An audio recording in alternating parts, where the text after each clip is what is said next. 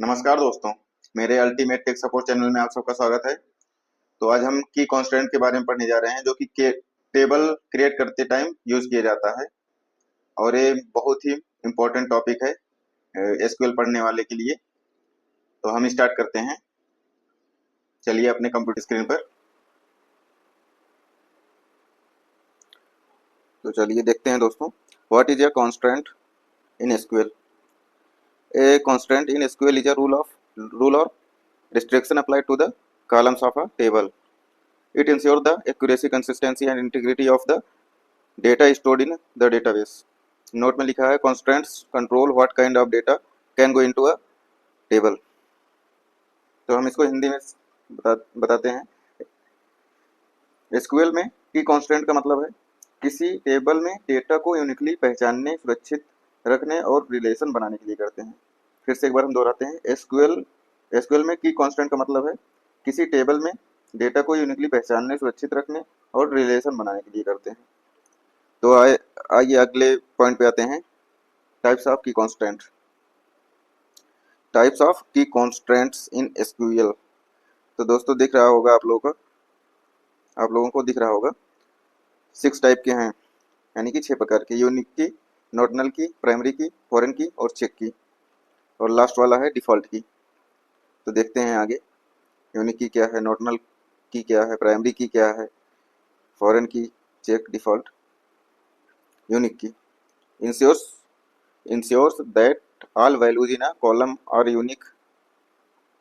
इसके कहने का मतलब यह है यूनिक की का जिस कॉलम में यूज होती है, यूनिक की जिस कॉलम में यूज होती है उस कॉलम में डुप्लीकेट वैल्यू एग्जिस्ट नहीं करेगी। यानी कि यूनिक की अगर लगाएंगे तो उसमें डुप्लीकेट की मतलब एक ही नाम, एक ही एड्रेस को दोबारा रिपीट नहीं कर पाएंगे। तो आज तो अब चलते हैं नॉर्डिनल की पे।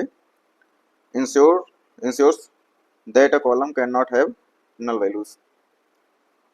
इसका कहने का मतलब ये है नॉर्डिनल की जिस कॉलम में यूज होगा उस कॉलम में कोई कोई ना कोई वैल्यू डालना पड़ेगा, उसे खाली नहीं छोड़ सकते।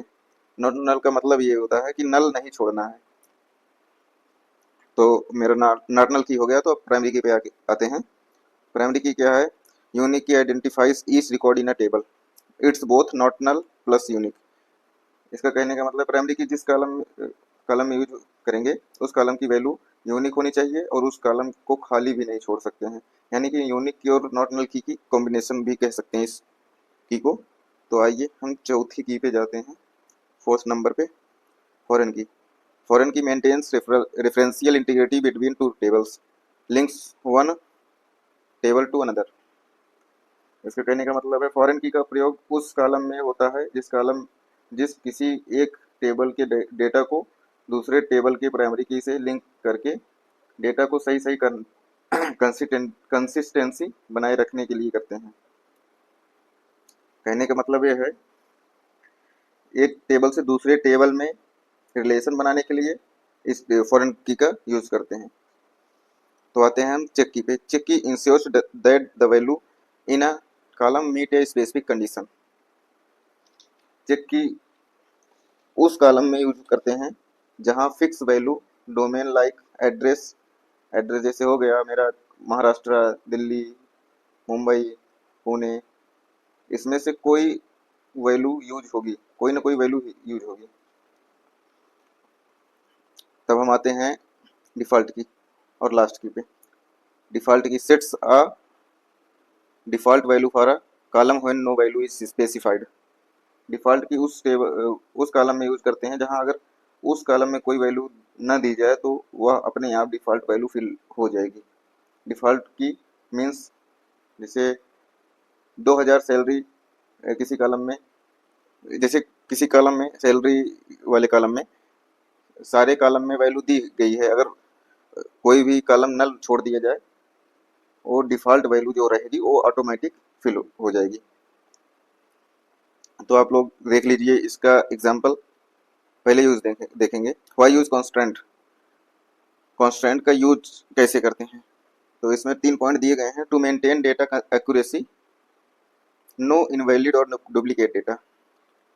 कहने के मतलब ये है ना तो वैल्यू इनवैलिड रहेगी ना ही डुप्लीकेट रहेगी। अब दूसरी पॉइंट ये है, to ensure relationship between tables are correct.